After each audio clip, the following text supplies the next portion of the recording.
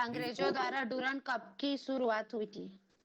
Before independence क्या था कि अंग्रेजों का शासन था, तो अंग्रेजों ने यहाँ पास एक टूर्नामेंट का स्टार्ट कर दिया था फुटबॉल का, जिस टूर्नामेंट का नाम था डूरंड कप, जो आई थिंक कोलकाता के आसपास ही इसको कराया जाता था, क्योंकि ज्यादातर बंगाल में ही इसका फेमस अच्छा से जो फुटबॉल का है, तो उसी अंदर में इसको किया गया था। तो उसके बाद हम चले थे HVPM की तरफ, हनुमान व्यायाम प्रसारक मंडल।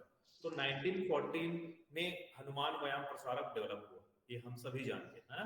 वैद बंधु थे, दो भाइयों ने थे जिसने इस व्यायामशाला का नींव रखा, और जहां कुछ कुछ महत्वपूर्ण बातें आप सभी ने देखे हैं। तो 1914 में क्या हुआ था, हनुमान व्यायाम प्रसारक मंडल जो है उसका विकसित होना, और दो वैद बंधु थे, अनंत और अंबादास, दो थे, दोनों ने किया। ठीक है, यहाँ इस कैंपस का एकड़ कितना था, कितना एरिया था? 12 एकड़। 12 एकड़। Very good.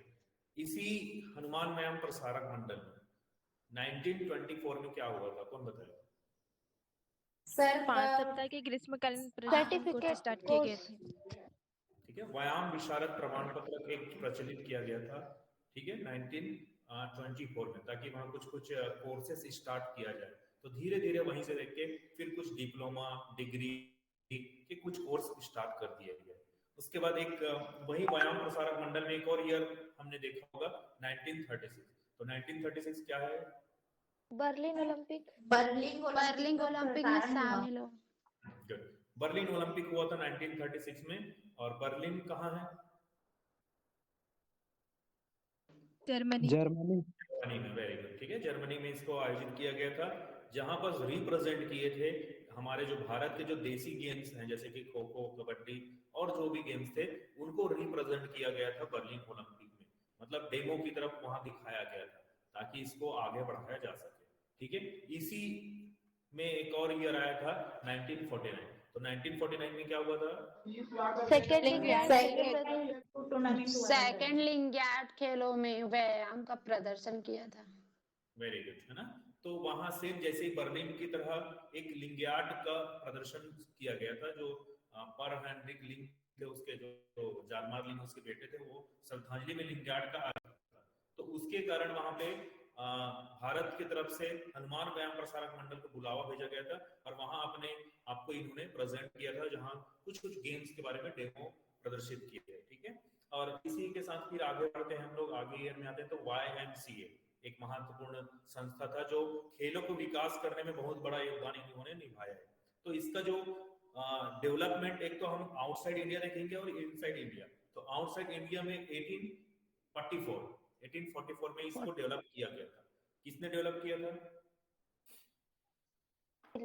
George William. Very good, George William ने इसको डेवलप किया था, और इसका हेडक्वार्टर कहाँ बनाया गया? Switzerland, Geneva. और ये जो संस्था संचालित हुआ वो कहाँ हुआ? लंदन में। लंदन, इंग्लैंड में। फिर धीरे धीरे हर एक इसके ब्रांच फैलते गए, और सभी देशों ने इस ब्रांच को अपनाया। इसी क्रम में भारत में भी इसका एंट्री हुआ। तो भारत में इसका एंट्री हुआ 1891 में, 1891 में भारत में इसका आगमन हुआ। और इस आगमन कराने का योगदान किसने निभाया? डेविड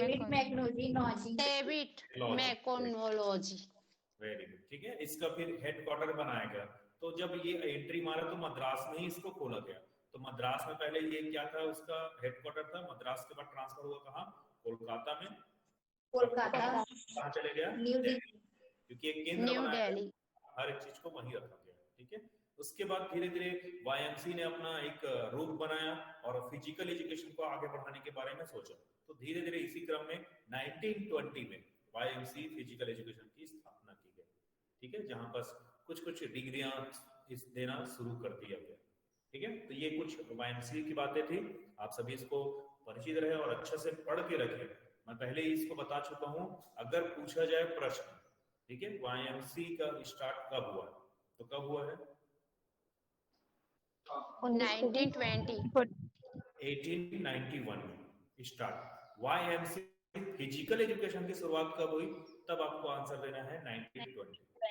ठीक है, अगर मैं सिंपल बोल दूं कि क्वेश्चन पूछ दूं कि YMC का स्टार्ट कब हुआ, सिंपल क्वेश्चन पूछ दूं कि YMC का YMC का स्टार्ट कब हुआ, और ऑप्शन में दे दूं 1920, 1919, 1924, ऐसे कुछ ऑप्शन दे दूं जिसमें 1891 नहीं है, तब आपको ऑप्शन क्या लेना है? 1920। ठीक है, इस बारे में याद रखना क्योंकि यहाँ पर हम ज्यादातर कंफ्यूज होते हैं। ठीक है, तो इसलिए थोड़ा सा अंडरस्टैंडिंग बढ़ा के इसको सॉल्व करना है। ठीक है, बहुत इंपॉर्टेंट है। फिर उसके बाद आता है 1927। 1927 में क्या बना? IOA।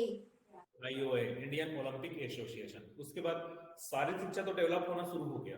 अब इसका क्या किया गया, कुछ कुछ मंडल्स, कुछ कुछ महाविद्यालय शारीरिक शिक्षा के ही कुछ कुछ जगह में खोले गए, कुछ राज्यों में इसको ओपन किया गया, जिसकी शुरुआत हुई 1927 से।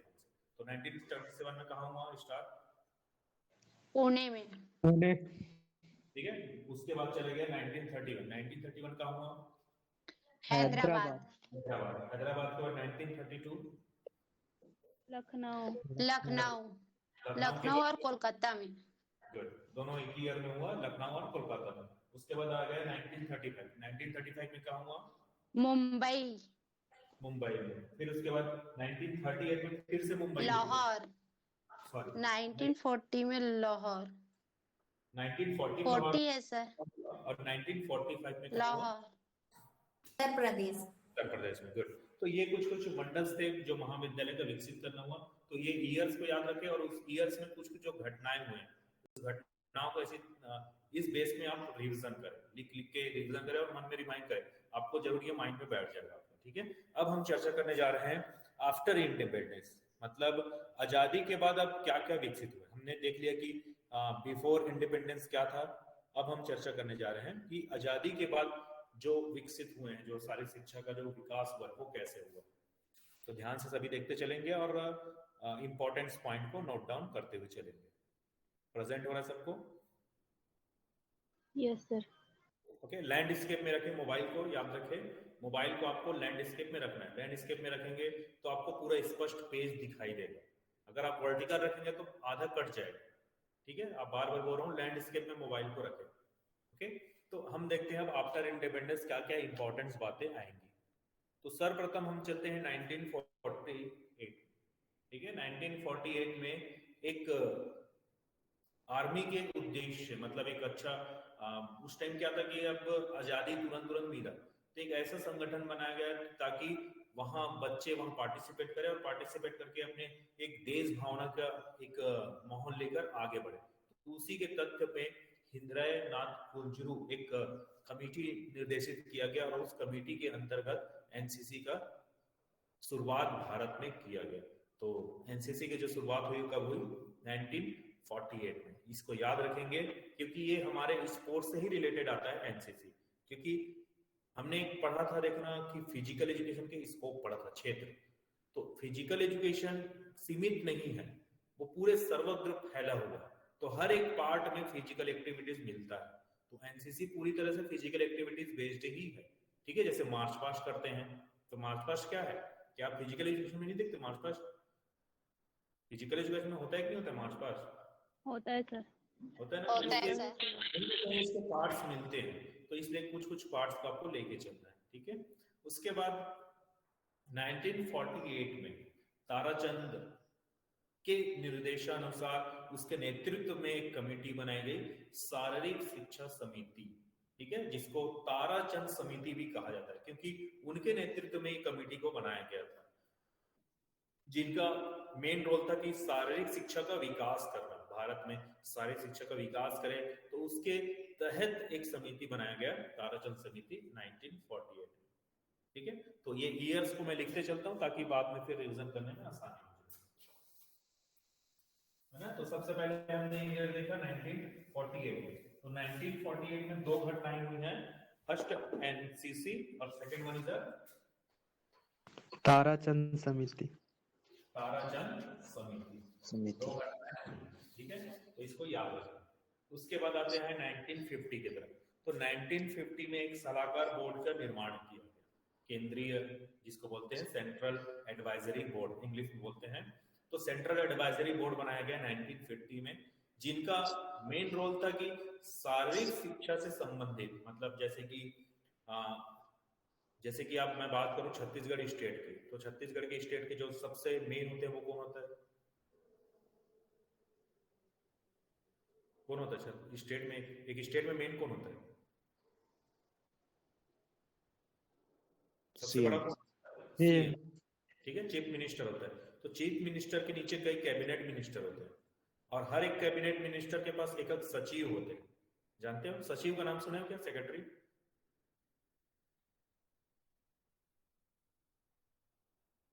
जैसे नो यस सर।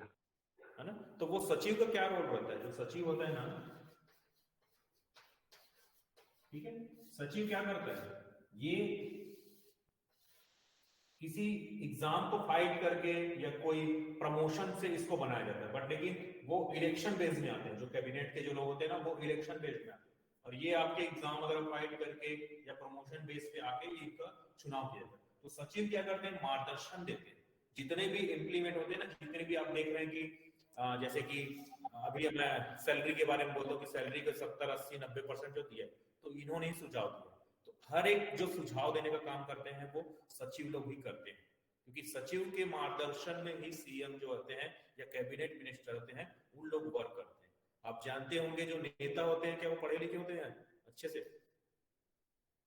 बहुत कम सर। बहुत कम पढ़े लिखे होते हैं। तो उनके नीचे कोई वर्क करने वाले होते हैं, सलाहकार रखते हैं उन्हें, जो सलाह देते हैं, और सलाह के देने के बाद वो फिर पूरे राज्य को अमल करते हैं। और जितने भी आप देखना योजनाएं जो चलती हैं, तो योजनाएं इनके द्वारा ही दिया जाता है। इन लोगों ने अपना पूरा एक स्टडी क्लियर करते हैं, और स्टडी करके उसको फिर अमल करते हैं। भले नाम उनका आता है, लेकिन कार्य सचिव लोग करते हैं।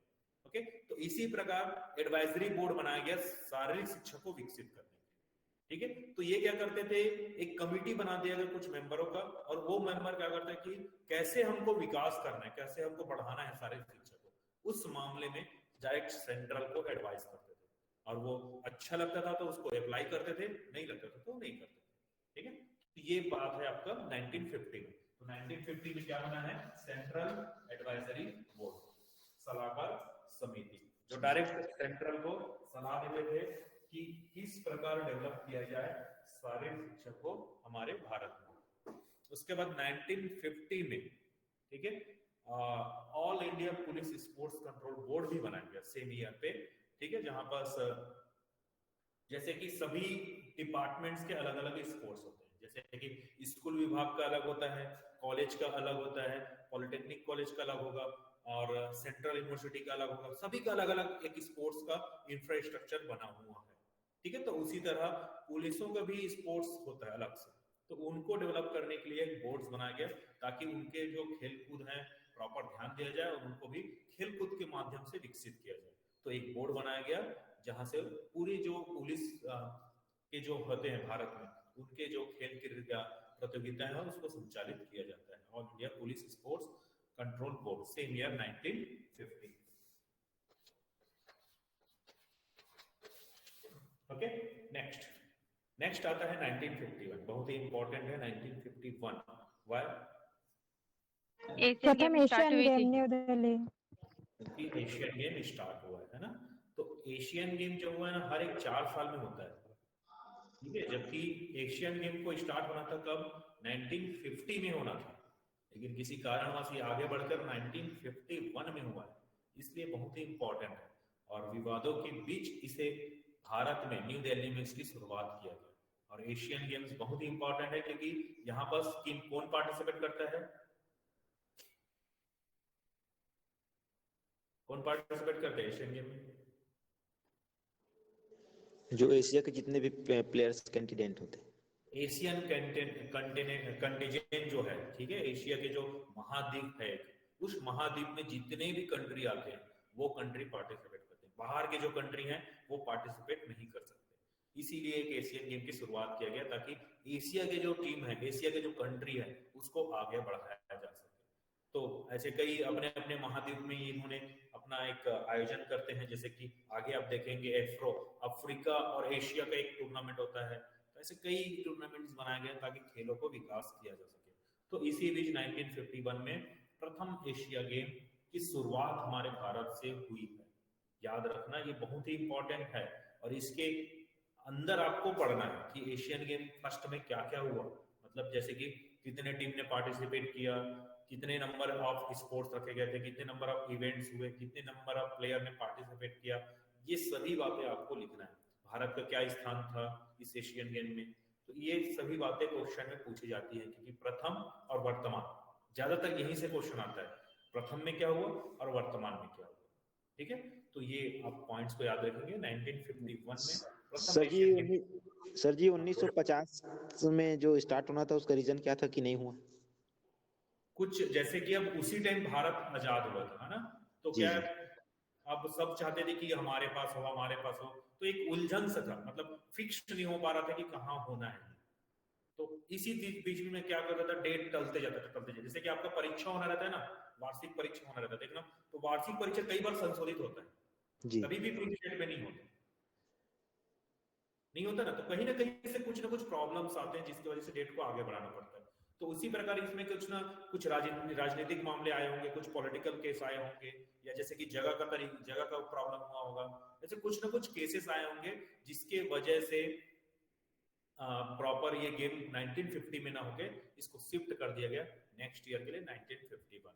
वैसे कई बातें हैं जो गेम्स को आगे बढ़ा रही है, जैसे कि अभी हमारा ओलंपिक का ही देख लो, तो ओलंपिक जो है वो पोस्टपोन हो गया था 1 ईयर के लिए, होना कब था 2020 में, लेकिन हुआ कब है 2021। केसेस आते हैं, ठीक है, जिसकी वजह से होता है। तो इसके इतिहास को पढ़ने के लिए आपको वहां जाना पड़ेगा और वहां जाके कुछ को खंगालो ताकि आपका आंसर सही हो सके। ठीक है, इस टाइम फर्स्ट जब एशियन गेम हुआ तो उस टाइम एशियन, जैसे कि आईओसी होता है, ठीक है, इंटरनेशनल ओलंपिक कमेटी, उसी प्रकार एशिया गेम की भी कमेटी बनाए। तो वो कमेटी कब बना, वो कब संचालित कर रहे हैं, उसके फर्स्ट प्रेसिडेंट कौन है, वर्तमान कौन है, ऐसे आपको पढ़ना पड़ेगा, तभी आपका जो एक बोलते हैं ना समग्र नॉलेज आपको धीरे से आए कि एशियन गेम के बारे में। ओके, फिर उसके बाद हम आगे बढ़ते हैं 1953 की तरफ।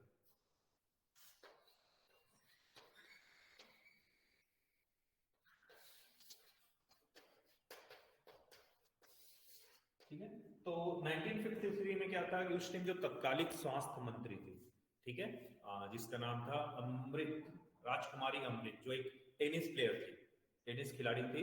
इन्होंने क्या किया कि अब खेलों को बढ़ावा देना है, तो ये हेल्थ के बारे में अच्छा जानती थी, तो हेल्थ के बारे में जानती थी, तो क्या करती थी ये कि अब जैसे नॉर्मल ट्रेनिंग चलता था, जैसे कि फिजिकल ट्रेनिंग चलता था, तो उसके लिए क्या एक नया एक प्लान इसने जनरेट किया और एक खिलाड़ियों के लिए एक प्रशिक्षण उपलब्ध करा दिया, मतलब एक स्कीम चला दिया, एक कोचिंग स्कीम चला दिया कि आप आइए और यहाँ फ्री ऑफ कॉस्ट अपने आप को दीजिए और ट्रेनिंग कीजिए और ट्रेनिंग करके आप गेम्स में पार्टिसिपेट कीजिए। तो राजकुमारी अमृत कौर ने एक कोचिंग स्कीम चलाया जिसका उद्देश्य था खेलों के जो खिलाड़ी थे उनको प्रॉपर प्रशिक्षण, जो ट्रेनिंग होता है ना, वो ट्रेनिंग दिलाना इसका मेन उद्देश्य था। तो राजकुमारी अमृत कौर के भी बारे में भी जान के रखे, ये उस टाइम की तत्कालिक स्वास्थ्य मंत्री थी और एक टेनिस खिलाड़ी थी, इसलिए इन्होंने खेल में ज्यादातर योगदान दिया। आप देखना जैसे कि कोई भी मिनिस्टर या कोई भी मंत्री बनते हैं तो वो अगर जिस फील्ड से रहता है ना उसी फील्ड पे वो जोर देता है और उसी फील्ड को आगे बढ़ाने की कोशिश करता है। तो ऐसे ही उस टाइम हुआ कि ये अच्छी टेनिस खिलाड़ी थी और इसको उस टाइम हेल्थ मिनिस्टर बना दिया गया। तो इन्होंने खेलों में ज्यादा से ज्यादा जोर दिया और खिलाड़ियों के लिए एक प्रशिक्षण कोचिंग स्कीम स्टार्ट कर दिया गया। हाँ, खिलाड़ियों को फ्री ऑफ कॉस्ट कोचिंग दिया जाता था और खेलों के लिए तैयार किया जाता था।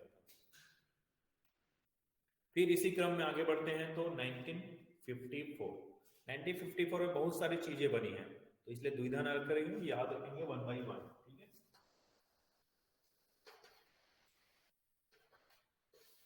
सर्वप्रथम 1904 में बना है आपका अखिल भारतीय खेल परिषद। ठीक है, अखिल भारतीय खेल परिषद जिसका मुख्य उद्देश्य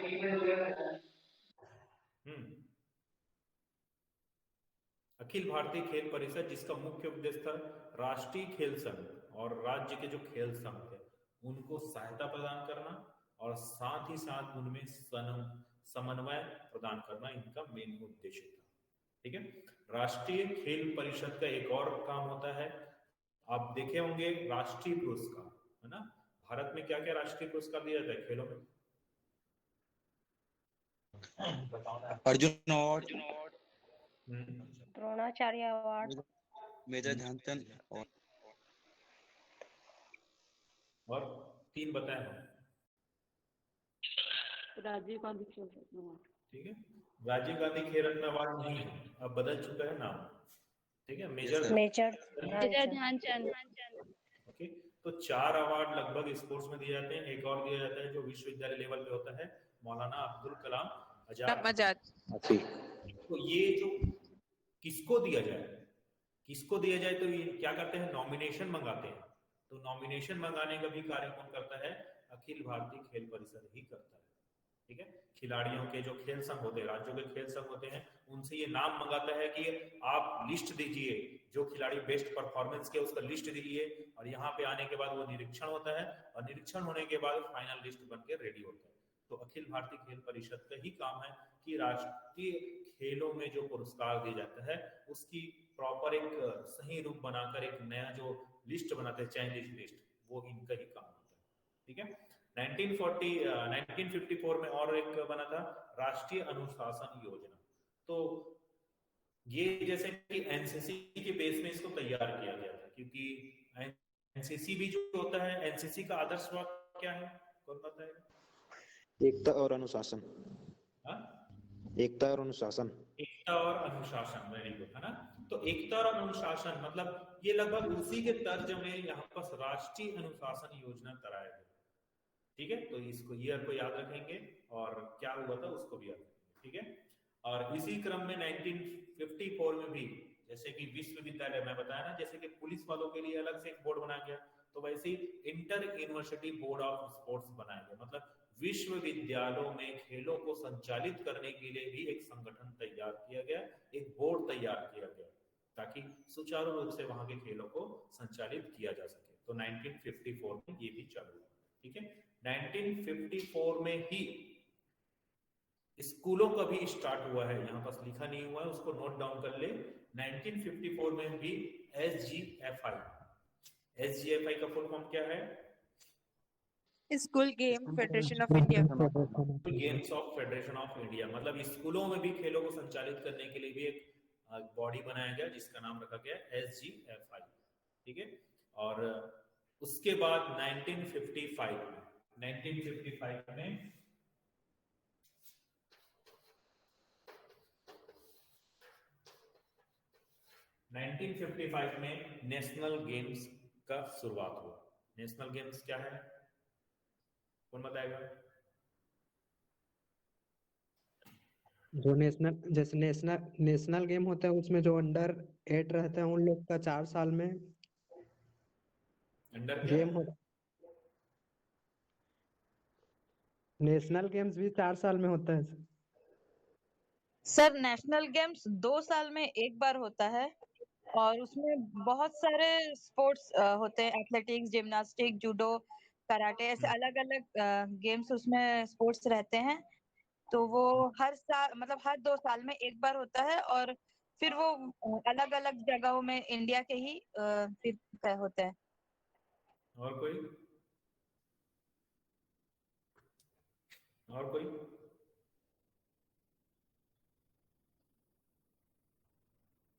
ठीक है, जिस प्रकार जैसे विश्व स्तरीय का जो खेल होता है वो इंटरनेशनल के आधार पे आ जाना जाता है, तो इसी तरह भारत में जो विभिन्न राज्य हैं, तो राज्यों से हमको क्या करना है कि नेशनल टीम लेके जाना पड़ता है। मतलब राज्यों में क्या होता है कि राज्य से एक टीम लेके आते हैं एक नेशनल इवेंट्स के लिए, और वहां से एक अच्छी टीम बन के जाती है विश्व लेवल पे। तो एक्चुअल में क्या हुआ कि भारत के जो विभिन्न राज्य हैं उनमें जो स्पोर्ट्स की जो गतिविधियां हैं उसको सही तरीके से हो रहा है कि नहीं हो रहा है, प्रॉपर किया जा रहा है कि नहीं किया जा रहा है, तो इसी को छानबीन करना एक तो मुख्य उद्देश्य था। साथ ही साथ खेलों को विकास करना, जैसे कि खिलाड़ियों में जो उनकी जो प्रतिभा है उस प्रतिभा को देखेंगे, और साथ ही साथ जो उनको जो ट्रेनिंग दिया जा रहा है उस ट्रेनिंग को परखने के लिए विभिन्न राज्यों, जो भारत के जो राज्यों है ना, उन राज्यों से टीम बुलाकर एक जगह इवेंट्स कराया जाता है। ठीक है, जिसको हम नेशनल गेम्स कहते हैं। तो ये नेशनल गेम जो है वो विभिन्न राज्यों में कहीं ना कहीं एक वेन्यू डिसाइड किया जाता है, और उन्हीं वेन्यू पे जो ओलंपिक में जो एफिलिएटेड गेम है, जो ओलंपिक में जो जिसको एफिलिएटेड दिया गया है, ठीक है, और साथ साथ देसी गेम को भी इसमें प्रेजेंट किया गया। ऐसा नहीं कि सिर्फ ओलंपिक गेम को ही प्रेजेंट करते हैं। नेशनल गेम का उद्देश्य है कि इंटरनेशनल लेवल की तरफ भी फोकस करना, साथ ही साथ जो देशी गेम है जो भारत में जो संचालित होते हैं, जैसे कि आप जानते हैं कि खो कबड्डी क्या उसमें शामिल है क्या? नहीं। लेकिन नेशनल गेम में है। तो नेशनल गेम को दोनों तरफ से फोकस करता है। आपके विश्व लेवल पे भी जो गेम्स संचालित है उसको भी डेवलप करना उनका इंपॉर्टेंट काम होता है, और जो भारत में जो संचालित है देसी गेम उसको भी डेवलप करने का संचालित करता है, मतलब इसको विकसित करना इनका मेन उद्देश्य होता है। तो विभिन्न राज्यों से टीम बुलाकर एक जगह गेम कराया जाता है जिसको हम बोलते हैं नेशनल गेम्स। तो नेशनल गेम्स के बारे में आप देखना थोड़ा से कि वर्तमान में नेशनल गेम्स कहाँ होना है। आई थिंक अभी छत्तीसगढ़ का नंबर है क्या? होने वाला था लेकिन गोवा क्या 19 में था सर, वहाँ छत्तीसगढ़ का। सर गोवा को दे दिया गया था। हाँ, उसके बाद फिर आएगा छत्तीसगढ़ का नंबर ही आने वाला है, ठीक है, लेकिन अभी फिक्स नहीं हुआ है। वो व्यवस्था को देखते हैं, व्यवस्था को देखने के बाद फिर करते हैं। निरीक्षण टीम आएगा, निरीक्षण करेगा कि प्रॉपर सुविधा है कि नहीं, क्या एक जगह कराया जा सकता है कि नहीं जा सकता। तो ऐसे सुविधाओं को देखने के बाद फिर फिक्स करेंगे नेशनल गेम को। तो नेशनल गेम को देखना कि वर्तमान का नेशनल गेम देखना, वर्तमान में कहाँ हुआ है और कौन फर्स्ट रैंक था उस नेशनल गेम में। फर्स्ट रैंक कौन था इसको भी ध्यान में रखना है। ज्यादातर जो फर्स्ट रैंक है ना हरियाणा महाराष्ट्र के ही आते हैं, याद रखना। तो कौन फर्स्ट रैंक आया है इसको जरूर आप ध्यान देखना, ठीक है। उसके बाद चलते हैं नेक्स्ट 1956। तो 1956 में शारीरिक शिक्षा एवं मनोरंजन योजना चलाया गया। तो ये लगभग एक प्रकार के जो भारत में जो संचालित शारीरिक शिक्षा है, ठीक है, उनको कैसे हम बच्चों तक पहुंचाएं, कैसे उसको विकसित करें। जैसे कि रिक्रिएशन के माध्यम से इसको जोड़ा गया, क्यों ना इसको रिक्रिएशन के माध्यम से भेजा जाए ताकि वो बच्चे जल्दी से जल्दी इन्वॉल्व हो जाए फिजिकल एक्टिविटीज में। तो उसके लिए एक शारीरिक शिक्षा एवं मनोरंजन योजना की शुरुआत की गई 1956 में, ठीक है। उसके बाद आता है 1956-1957। ये ईयर बेस लिखते हैं इसको, जैसे कि कभी भी 2 ईयर जब आता है ना 1956 और 1957 तो उसको क्या करते हैं, जैसे कि फाइनेंशियल ईयर होता है ना, फाइनेंशियल ईयर की तरह लिखा जाता है। तो फाइनेंशियल ईयर के अंतर्गत ये मौलाना अब्दुल कलाम आजाद ट्रॉफी जो कि विश्व स्तर पे दिया जाता है, और किसे दिया जाता है चलो बताओ। यूनिवर्सिटीज को सर। क्यों दिया जाता है, कौन हकदार होता है इसका चैंपियन बनने?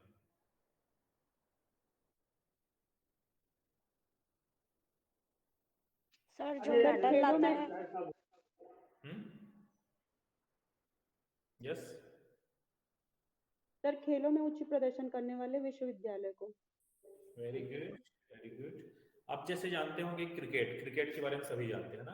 क्रिकेट में देखना वर्ल्ड टेस्ट चैंपियनशिप चल रहा है ना। क्रिकेट में वर्ल्ड टेस्ट चैंपियनशिप चल रहा है जिसमें आपस में एक दूसरे देश आपस में मैचेस खेल रहे हैं और उस मैचेस में विनिंग के आधार पर उनको पॉइंट दिया जा रहा है।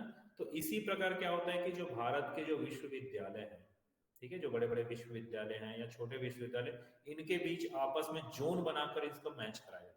फिर जोन के बाद फिर आगे बढ़ते हैं हम लोग, ठीक है, जिसको ऑल इंडिया इंटर यूनिवर्सिटी बोलते हैं। तो उसमें जब विनर जो होते जाता है, ठीक है, तो उनका रैंक देते जाते हैं, उनको पॉइंट्स देते जाते हैं।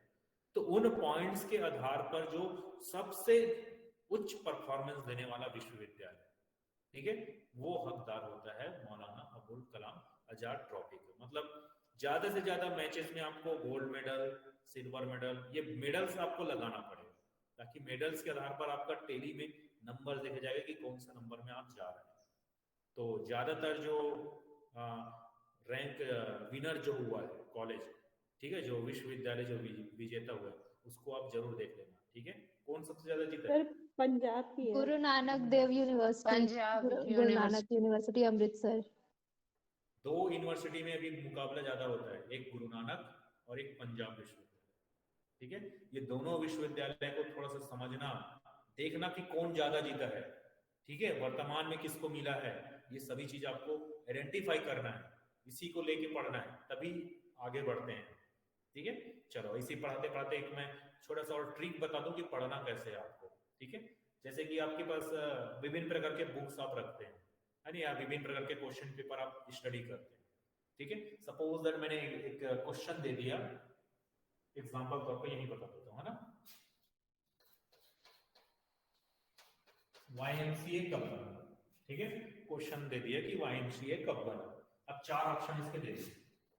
ठीक है, 1920, ठीक है, 1924, 1914, ठीक है, और दे दिया कोई 1890। ठीक है, ये 4 ऑप्शन आपको दे दिए, YMCA कब बना। ठीक है, या YMCA भारत में कब आया, ये दे दिया क्वेश्चन। तो कौन सा आंसर है इसका? 1891। 1891। अब आप पढ़ रहे हैं, क्वेश्चन पेपर पढ़ रहे हैं। क्वेश्चन पेपर पढ़ने के तरीके बता रहा हूँ कि आप जब क्वेश्चन पेपर पढ़ते हैं, क्वेश्चन सॉल्व करते हैं तो कैसे सॉल्व करना है। ठीक है, तो आपको पता चल गया कि 1890 पेंसिल पकड़ी है, ठीक है, पेंसिल पकड़ी 1891। तो इसके बारे में आप 2 पॉइंट अगर जानते हो, जैसे 89 मैक्लॉजी जी हैं, उनका नाम लिखना आपको, मैक्लॉजी जी ने इसको लाया था। ठीक है, इसके हेडक्वार्टर कहाँ है, यहाँ पे लिख दो। ठीक है, ओके। अब क्या ये ईयर को आप जानते हैं क्या, ये तीनों ईयर को? इसके ऑप्शन में अगर 3 ईयर दिया ना, तीनों ईयर को जानते हो क्या, क्या क्या हुआ? 1920 YMCA फिजिकल एजुकेशन की स्थापना हुई थी।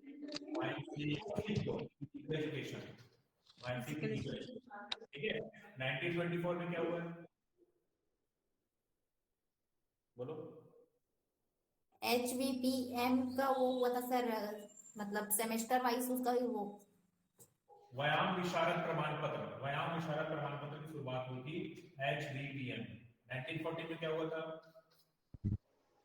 1940 HVM का स्थापना हुआ था। ठीक है, इस तरह अगर आप पढ़ लिए तो समझ लो कि एक ही क्वेश्चन में देख लो आपको कितने क्वेश्चन के आंसर मिल गए। 4 क्वेश्चन के आंसर एक ही मिल गए, एक ही में। इस तरह पढ़ा जाता है।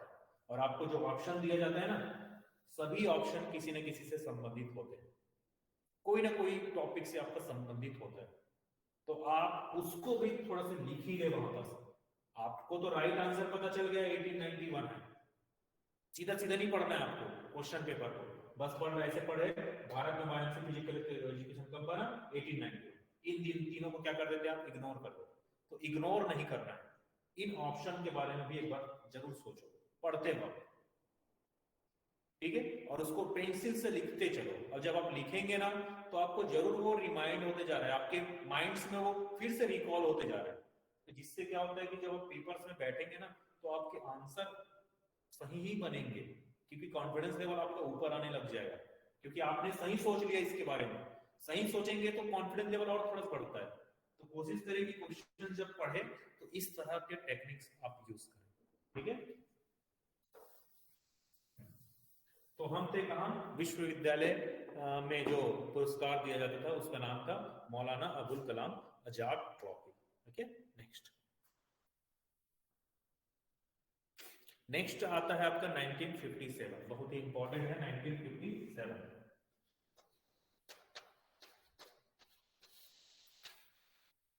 क्यों इंपॉर्टेंट है भाई?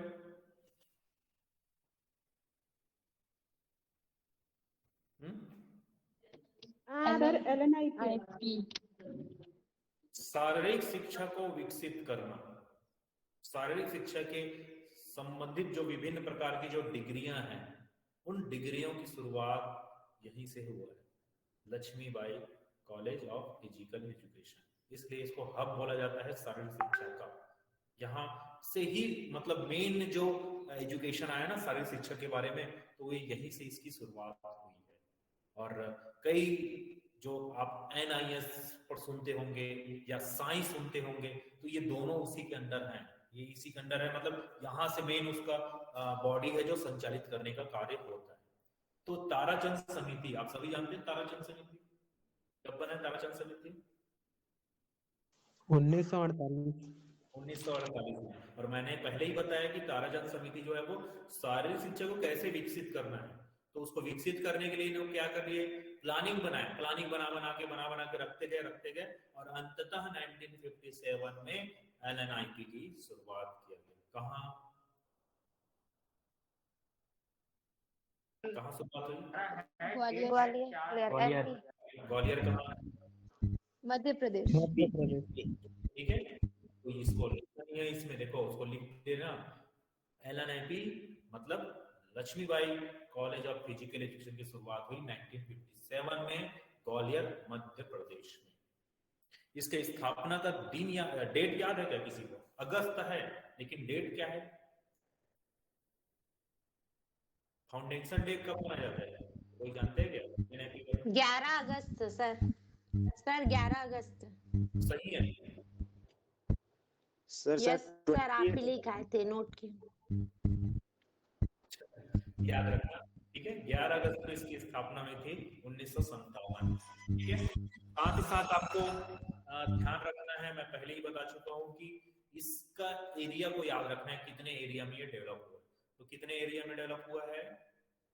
153 एकड़। ठीक है, जब इसकी शुरुआत हुई तो सिर्फ ये कॉलेज था। तो जैसे कि आप जानते होंगे रायपुर में डिग्री गर्ल्स कॉलेज है, आपका रावतपुरा कॉलेज है, हरिशंकर कॉलेज है, जहां पर शारीरिक शिक्षा का विषय है। लेकिन ये सभी किससे मान्यता प्राप्त है? रविशंकर से, है ना। तो उसी तरह उस टाइम वहां विक्रम विश्वविद्यालय चलता था, ग्वालियर मध्य प्रदेश में विक्रम विश्वविद्यालय चलता था, उसके अंतर्गत इसे मान्यता दिया गया।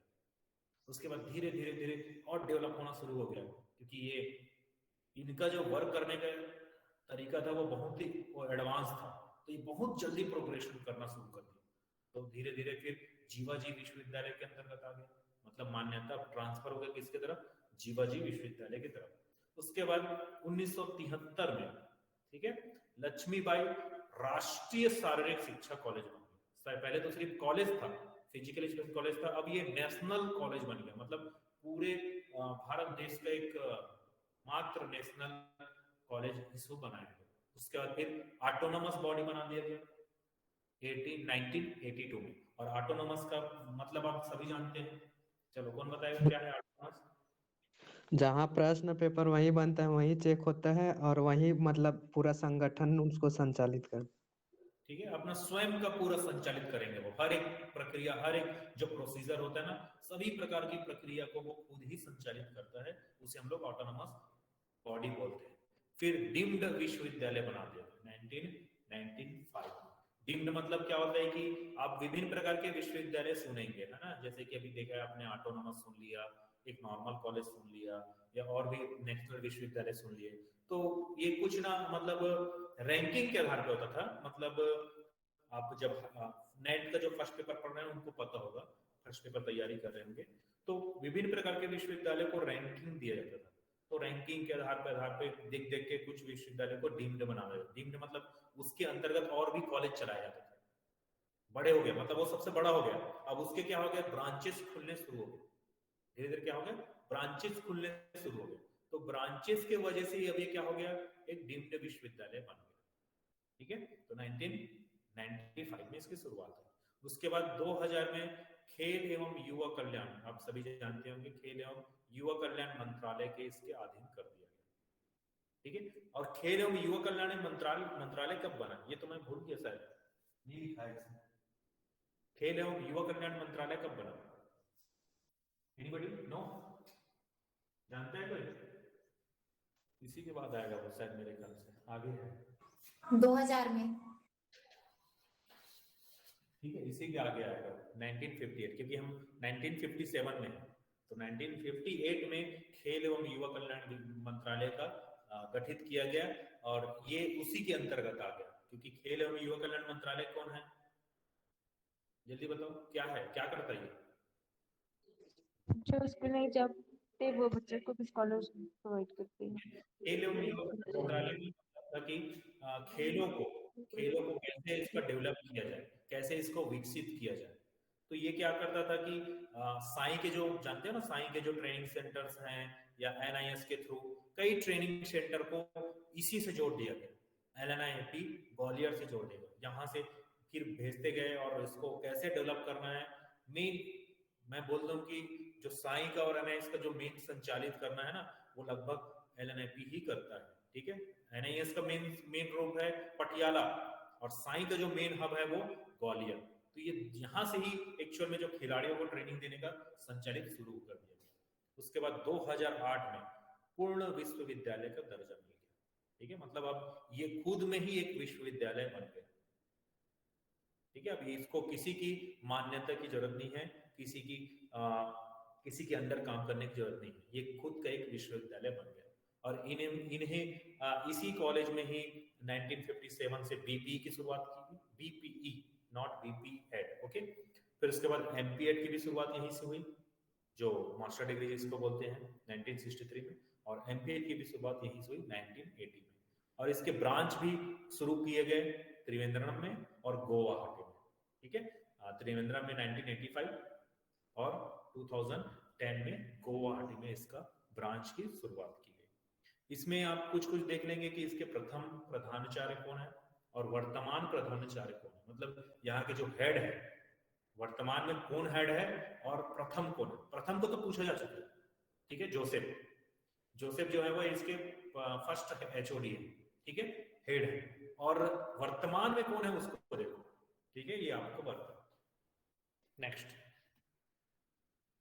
1958। तो 1958 में क्या हुआ, खेल युवा कल्याण विभाग बना।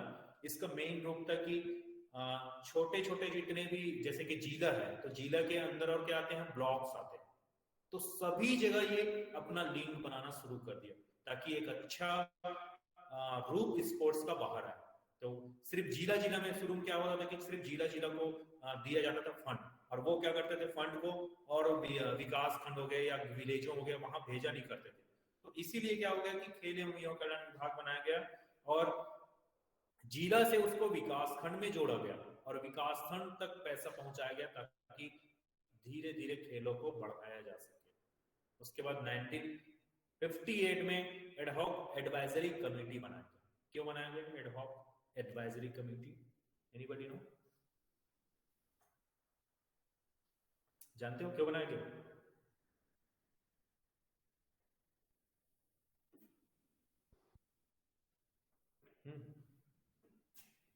Okay, inquiry committee, ad hoc inquiry committee बनाया गया। मेन इसका उद्देश्य था कि खेलों को कैसे विकसित करना है। तो विकसित करना है मतलब कैसे भारत के लिए प्लेयर तैयार करना है, भारत के कोच को कैसे रेडी करना है ताकि वो हमारे जो खिलाड़ियों को परफॉर्मेंस के लिए तैयार कर सके। तो जहाँ कौन सा ट्रेनिंग सेंटर है, कोच रेडी किए जाते हैं और खिलाड़ियों को रेडी किया जाता है, क्या है, कौन सा सेंटर है जहां पर खिलाड़ियों को रेडी किया जाता है और कोचेस को भी रेडी किया जाता है, बताओ सर। NIS। ठीक है, NIS एक संस्था है जहां पर कोचेस रेडी किए जाते हैं और साथ ही साथ जो विश्व के लिए जो टीम भेजी जाती है उनके लिए ट्रेनिंग सेंटर्स है। तो वही के लिए एडवाइजरी कमेटी बनाई गई जिसके किसके निर्देशानुसार श्री माली वहां पर नेतृत्व करता थे, उसके नेतृत्व करता में ये एडहॉक एडवाइजरी कमेटी बनाया गया। फिर इसके बाद तदर्थ जांच समिति, मतलब 1959 तो 1959 में तदर्थ जांच समिति, एक जांच समिति बनाया गया कि सभी जो मतलब सारी शिक्षा के जो स्तर का मूल्यांकन, मतलब सभी जगह एक बार स्टडी किया गया कि जर्मनी में गया, जर्मनी में कैसे चल रही है सारी शिक्षा की क्लास, अमेरिका गए, अमेरिका में कैसे चल रहा है, ऑस्ट्रेलिया गए, ऑस्ट्रेलिया में कैसे चल रहा है, वहां की खेल मैदान कैसा है, ठीक है, वहां की कंडीशंस कैसे है, वहां कैसे सुविधाएं दी जाती है, ठीक है। तो उसको वो एक जांच करके प्रॉपर एक रिपोर्ट बना के लेके आए भारत में, और रिपोर्ट बना के फिर क्या किए कि जब विदेशों में ऐसा चल रहा है तो क्यों ना हमारे भी देश में चले। तो पहले इंडोर स्टेडियम्स नहीं थे, फिर इंडोर स्टेडियम बनना शुरू हो गया, ऐसे कई धीरे धीरे डेवलप होना शुरू किए गए। तो ये क्या किए, जांच करके आए और जांच करके आके भारत में डेवलप किया। उसके बाद 1959 में एक कुंजरू समिति बनाई गई। और कुंजरू कौन था भाई, जल्दी बताओ, हृदयनाथ कुंजरू कौन है? डॉक्टर हिंद्र। ये सर एनसीसी को जो स्टार्ट करना है उसको दूसरे जाते एनसीसी के जो शुरुआत करने वाले जो मेन योगदान जो दिया हृदयनाथ कुंडू ने दिया। तो इसलिए क्या कहते थे कि एक रिपोर्ट बनाया गया कि सही से जो एक शारीरिक शिक्षा अनुशासन समिति भी बनाया गया ना, तो अनुशासन समिति इसी के अंदर में था।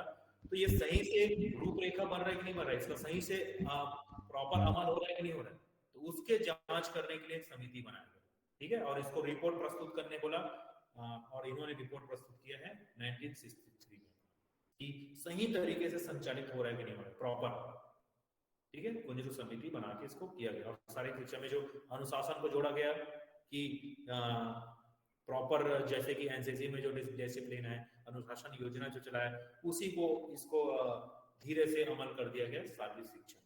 उसके बाद 1960 और 61 कौल कपूर समिति बनाया गया। क्यों बनाया गया ये समिति, कौन बताएगा?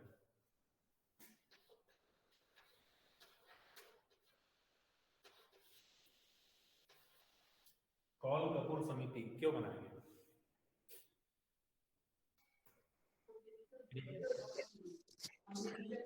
सर हॉकी टीम ने फाइनल में मेडल हारा था, जिसकी वजह जानने के लिए बनाए थे। किससे हार गए?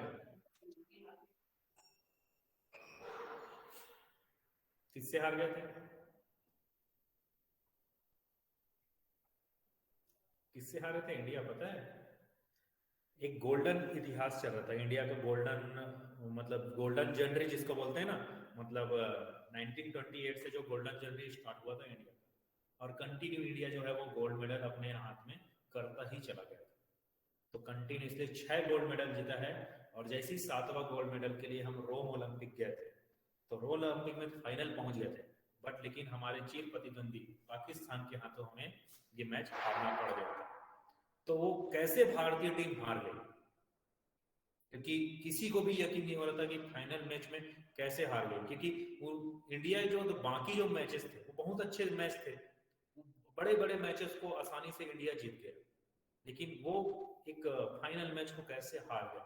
तो हारने की वजह जानने के लिए एक टीम गठित किया गया जिसे कौल कपूर समिति कहा गया, और ये जाके निरीक्षण किए, वहां पे खिलाड़ियों से जायजा लिए और जायजा लेकर अपना रिपोर्ट प्रस्तुत किया, ठीक है। तो यही है कौल कपूर समिति।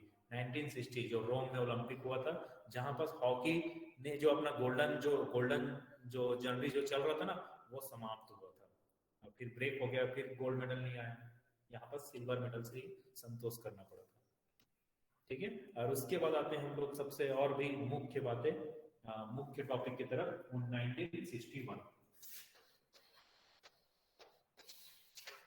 ठीक है। 1961 में बना है NIS, ठीक है, नेशनल इंस्टीट्यूट ऑफ स्पोर्ट्स, मतलब खेलों की जो उपाधि दिया जाता है, जैसे कि क्या दिया जाता है, कोच के जो आपको बनना है, तो कोच बनना है तो उसके लिए आपको एक प्रॉपर जगह चाहिए जहां आप इसके ट्रेनिंग ले सके और आपको उसका डिग्री मिल सके। जैसे कि आपको एक स्कूल में टीचर बनना है, तो टीचर के लिए आपको बीपीएड चाहिए, तो बीपीएड चाहिए तो कहाँ मिलेगा? विभिन्न कॉलेजों में मिल सकता है। तो वैसे ही कोचेस आपको बनना है, तो कोचेस के लिए एक इंस्टीट्यूट तैयार किया गया, जहां पर अच्छे कोचेस रेडी किया गया और जिसके माध्यम से भी खिलाड़ियों को भी डेवलप किया गया। तो 1961 में पटियाला पंजाब में 7 मई 1961 को NIS की स्थापना किया गया। और NIS की स्थापना करने में किसने अहम भूमिका निभाई? अभी बताया था मैंने कुछ देर पहले,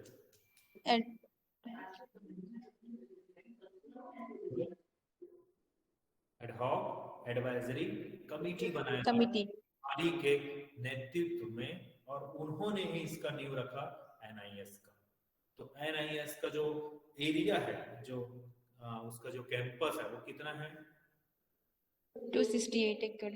268 एकड़, ठीक है। उसके बाद धीरे धीरे जब NIS शुरू हो गया, तो इसका नाम को परिवर्तन किया गया, है ना। जैसे कि आप जानते होंगे, छत्तीसगढ़ की ही बात करो तो छत्तीसगढ़ में जो महाविद्यालय है, कॉलेज, ये सभी के नामकरण के लिए आदेश आया है, ठीक है। कि जैसे कि नवीन महाविद्यालय लिखा रहता है, कहीं पे लिखा था शासकीय महाविद्यालय अमुक स्थान, तो उनको प्रॉपर नामकरण दिया जा रहा है ना। और सभी कॉलेज को नामकरण करने का आदेश आ ही चुका है। तो वहाँ के जैसे कि कोई शहीद हुए हों या कोई वीर गति प्राप्त हुए हों या कोई स्वतंत्रता सेनानी हो, उनके नाम में उसको नामकरण किया जा रहा है। तो वैसे ही धीरे धीरे सभी जगह नामकरण की शुरुआत हो गई।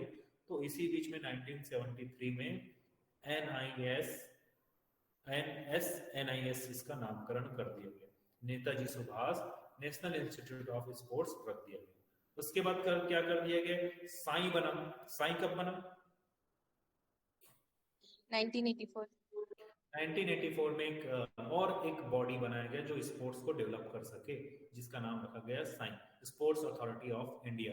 तो ये दोनों का मेन मकसद था कि खिलाड़ियां रेडी करना और उनको प्रॉपर ट्रेनिंग। NIS भी ट्रेनिंग देता था, साई भी ट्रेनिंग दिया जाता था। तो क्यों ना दोनों को मर्ज कर दिया जाए और प्रॉपर सही वे में इसका संचालित किया जाए। तो मेन इसका था साई NIS कहां से चला था? पटियाला से, और साई कहां से चला था? ग्वालियर से। तो दोनों ने फिर मिलकर कार्य करना शुरू कर दिया 1987 से। ठीक है, जैसे कि अब मैं बोल चुका हूँ कि ग्वालियर के बारे में तो पूछ चुका है, ग्वालियर के बारे में पूछ चुका है कि इसके फर्स्ट HOD कौन थे। तो आई होप मेरे ख्याल से आगे के पेपर में NIS के बारे में भी पूछ दे। तो NIS के फर्स्ट डायरेक्टर कौन थे? NK कौल, और प्रेजेंट में कौन है? राज सिंह बिश्नोई। ठीक है, तो ये मेरे लिए एक नया फैक्ट लगा जिसको मैंने ऐड किया है। और इसके ब्रांच भी शुरू कर दिए गए, बेंगलोर में 1974 में, कोलकाता में 1982 में, और गांधीनगर में 1987 में। तो ये कुछ NIS की आपकी बातें हैं जिसको आपको याद में रखना है 1961। ओके, उसके बाद आया आपका नेक्स्ट 1961 में क्या हुआ भाई?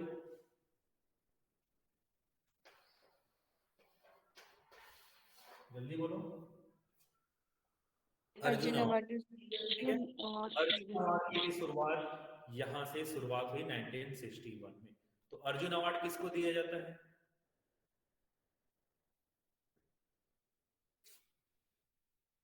किसको दिया जाता है? क्राइटेरिया अंतर्राष्ट्रीय स्तर पर जो अच्छा प्रदर्शन करते हैं। अंतर्राष्ट्रीय स्तर पर जो मतलब उत्कृष्ट प्रदर्शन करने वाले खिलाड़ियों को पुरस्कृत किया जाता है।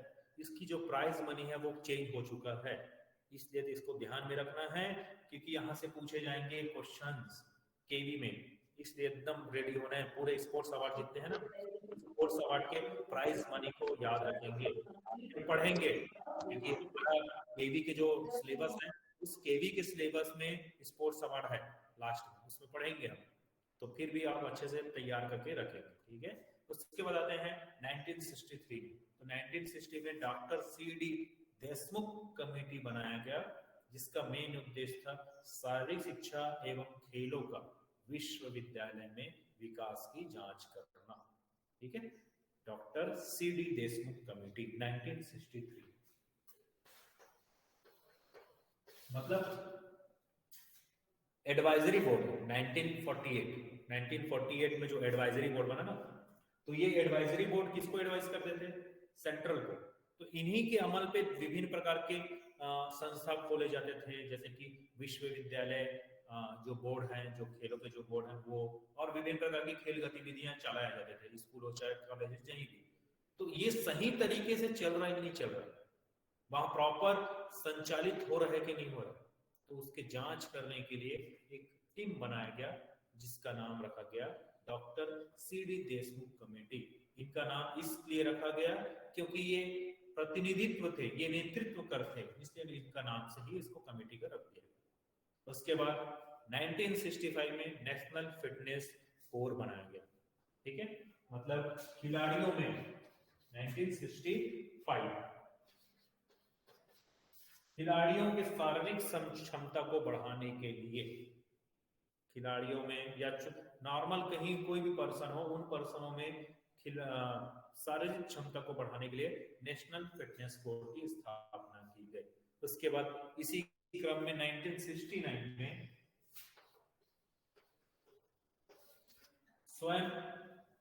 राष्ट्रीय स्वयंसेवक योजना की शुरुआत की गई, जिसका नाम रखा गया NSS। NSS मतलब होता है कि जो सामाजिक तरीके से जो हम किसी को सहायता प्रदान कर सके या सहयोग प्रदान कर सके विभिन्न प्रकार के कार्यों में, ठीक है। उसके लिए एक संगठन की शुरुआत हुई एनएसएस 1969 में।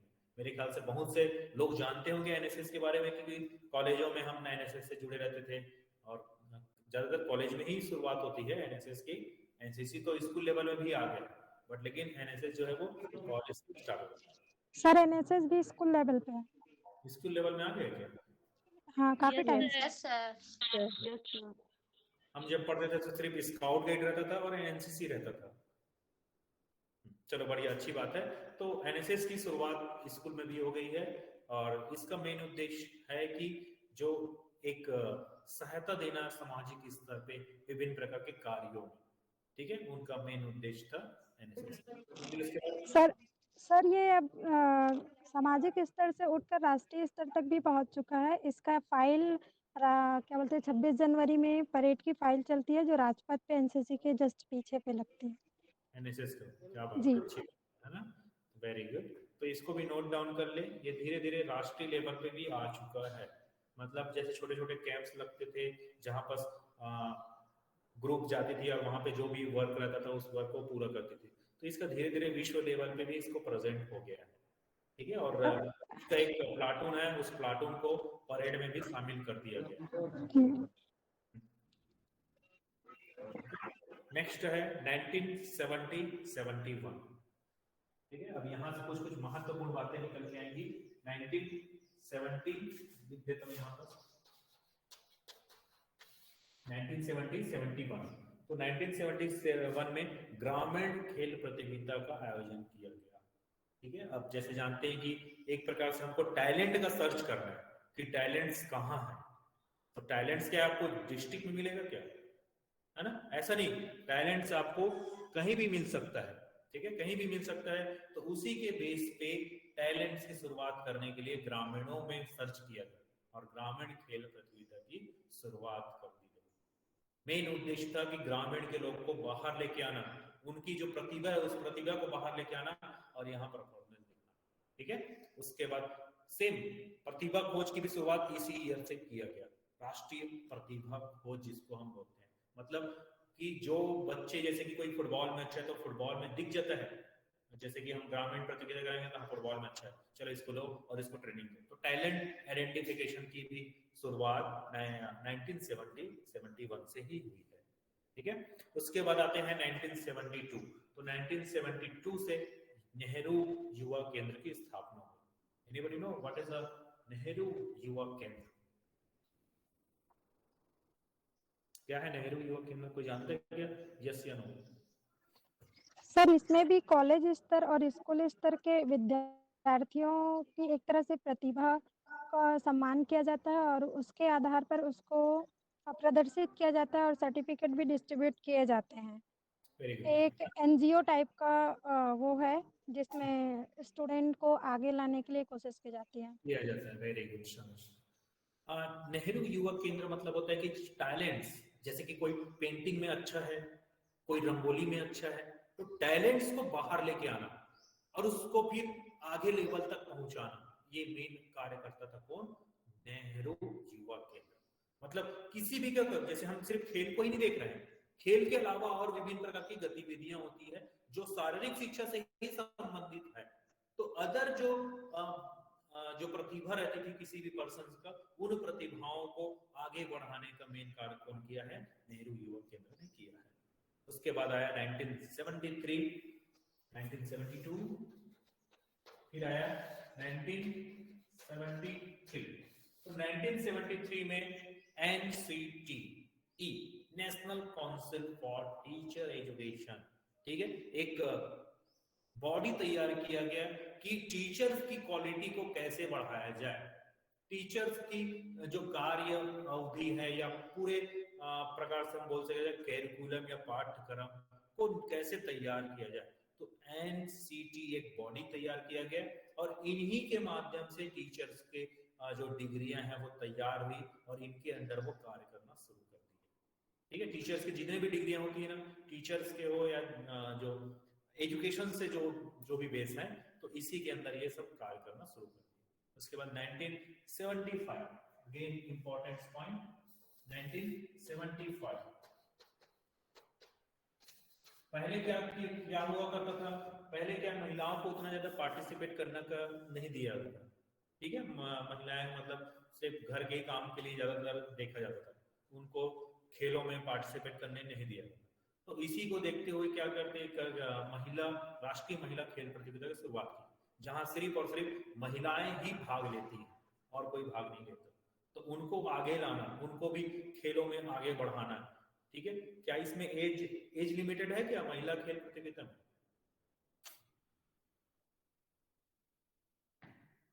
एज लिमिट है क्या? सर अभी स्कूल लेवल पे जो हुआ था उसमें अंडर 25 एज था बस, अंडर 25 स्कूल लेवल पे सर। अब बाकी ऊपर का तो पता नहीं, पर स्कूल में 25 था। ओके, ओपन होता है ये, ओपन महिलाएं मतलब कोई भी इसमें भागीदारी ले सकती है। इसमें कोई एज नहीं आएगा सर, कोई भी एज स्कूल का नहीं था बट 25 एज में ही था, बाकी जगह से भी बच्चे आए हुए थे, बाहर से भी, स्कूल से भी, कॉलेजेस से भी, ऐसा टाइप का हुआ था सर। वो अलग है जो आप बोल रहे हो ना, ये स्कूल वाला जो चला था, अभी जो चला था वही वाला बोल रहे हो क्या? हाँ सर, हाँ सर। वो दूसरा है, वो ग्रामीण, वो महिला खेल प्रतियोगिता नहीं है वो, ठीक है। उसमें तो बच्चे बॉयज भी आए थे पार्टिसिपेट करने, ठीक है। वो विवेकानंद वाला है, इसमें महिला खेल और युवा महोत्सव दोनों थे। युवा महोत्सव हाँ, युवा महोत्सव अलग है, युवा महोत्सव वाला अलग था जिसमें थोड़ा सा एज क्राइटेरिया है ना, बट उसमें भी अलग अलग एज के बनाए थे, ग्रुप बनाए थे, मतलब इस एज के ग्रुप अलग और इस एज के बाद अलग वाले ग्रुप्स बनाए थे उसमें। तो ये सिर्फ महिलाओं को आगे बढ़ाने के लिए शुरू किया गया राष्ट्रीय महिला खेल प्रतियोगिता। उसके बाद 1982 में फिर से रिटर्न मारा एशियन गेम, और जिसका ऑर्गेनाइज हुआ कहाँ? भारत में। 1975 हो गया, 1982 में फिर से 9वां नंबर का जो एशियन गेम है वो माइक ऑफ करो।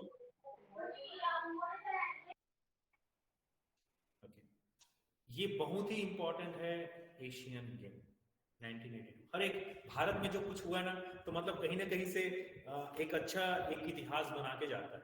तो 1982 भी बहुत ही इंपॉर्टेंट है, ये आगे मैं बताऊंगा कि क्यों इंपॉर्टेंस है। ओके, उसके बाद आया 1983 में सैफ खेल की आयोजन। तो जिस तरह आप 1951 का भी लिखना है आपको कि कहाँ हुआ, मतलब एशियन गेम कहाँ हुआ, कितने खिलाड़ी, कितने लोगों ने भाग लिया, सब चीज लिखना है। वैसे ही 1982 का भारत भी लिखना है, क्योंकि ये भारत में इसलिए खासकर लिखना है, ठीक है, और वर्तमान का लिखना है। उसके बाद 1983 में सैफ खेल का आयोजन हुआ। Anybody know what is the Saif? Saif खेल क्या है? 8 देश भाग लेते। सैफ खेल क्या है जानते हो क्या? SAF south Asian federation. South Asian federation, ठीक है। साउथ एशियन एक फेडरेशन है जिसके तत्वावधान में भी, जैसे कि एशिया का जो गेम्स होता था ना, वैसे ही एक गेम्स चलाया था, लेकिन यहाँ पर लिमिटेड गेम रहते थे, उतने ज्यादा पूरे गेम नहीं रहते थे, ये देख के गेम्स को चयन करके कराते थे। वही इसी को बोलते हैं हम लोग सैफ खेल का आयोजन की शुरुआत जो हुआ था वो 1983 में हुआ था। उसके बाद आया कौन सा? 1985। एक चीज छूट गया भी ना, 1984 वाला छूट गया, 84 वाला आगे पढ़ेंगे। तो 1985 में स्टार्ट हुआ था क्या? द्रोणाचार्य पुरस्कार। द्रोणाचार्य पुरस्कार क्यों दिया जाता है, किसे दिया जाता है? कोच को दिया जाता है। उसको दिया जाता है, कोचेस को दिया जाता है, ठीक है।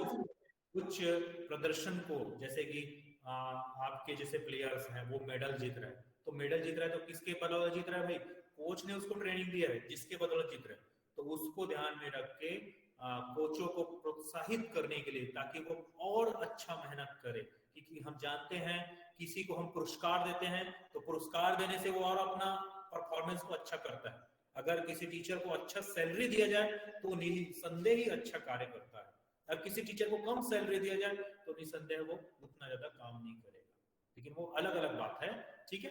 तो इन्हीं को प्रोत्साहित करने के लिए, कोचों को प्रोत्साहित करने के लिए द्रोणाचार्य पुरस्कार की शुरुआत की गई।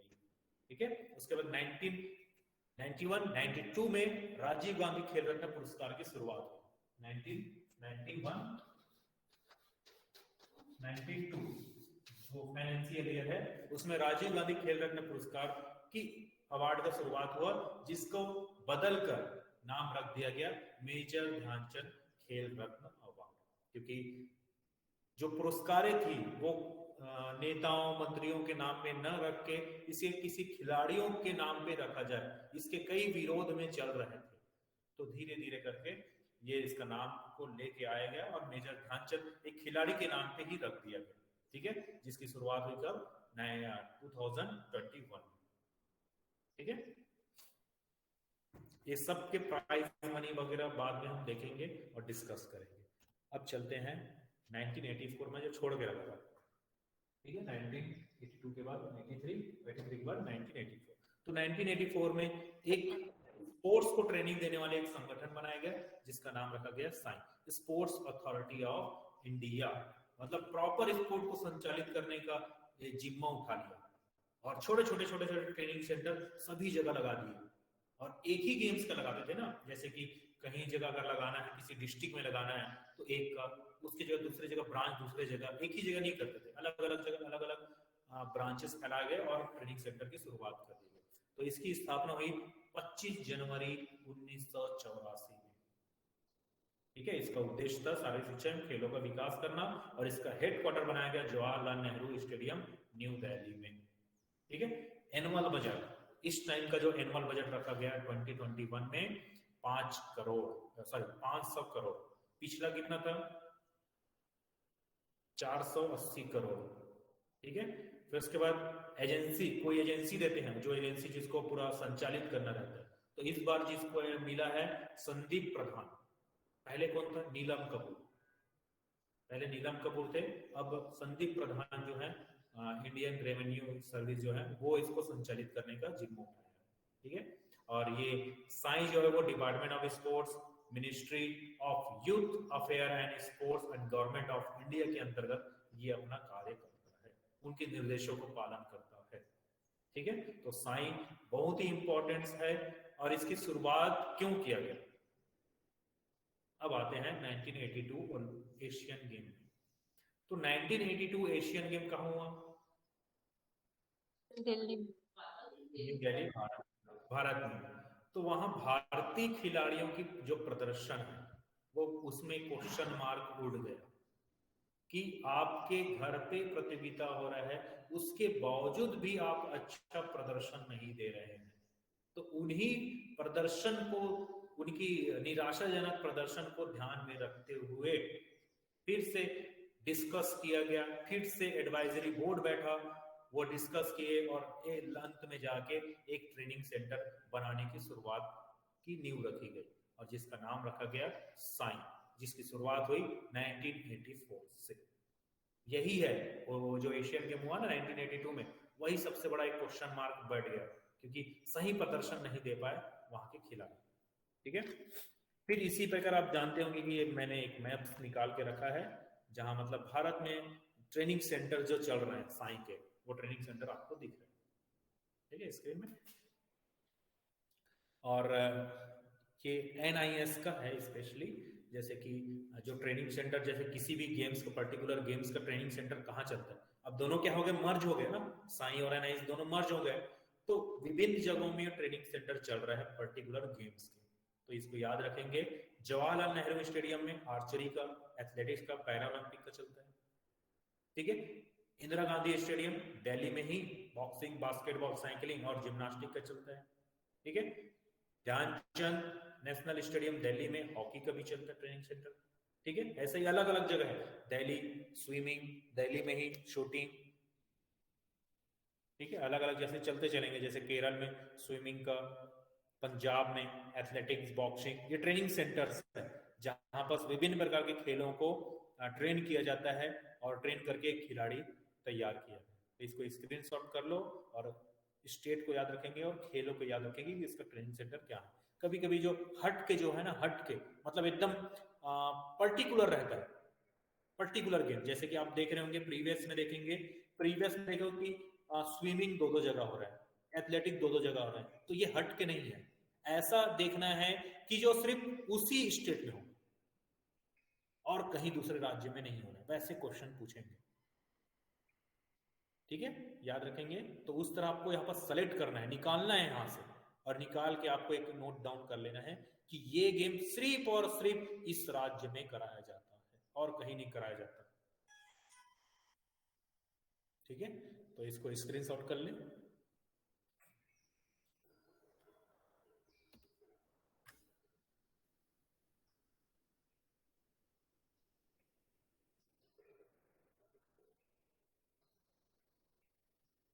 ओके, सो आई होप मेरे ख्याल से सबको माइंड में बैठ गया हो गया बिफोर में क्या क्या हुआ और आफ्टर क्या क्या हुआ। अगर इस बीच कुछ छूट गया हो, किसी भी ईयर्स का डेट छूट गया होगा या कुछ इंपॉर्टेंट पॉइंट छूट गए होंगे जो फिजिकल एजुकेशन से ही संबंधित है, तो उसको आपको वहां पर लिख देना है। ऐसा नहीं करना है कि सर ने नहीं बताया तो नहीं लिखना है, ऐसा नहीं। अगर आपको मिल रहा है तो चुपचाप उठाओ और उसको नोट डाउन कर लो, अगर इंडिया से संबंधित है तो। ठीक है, चलो एक बार फटाक से रिवीजन करते हैं और रिवीजन करके तुरंत क्लास को फिर समाप्त करते हैं। ठीक है।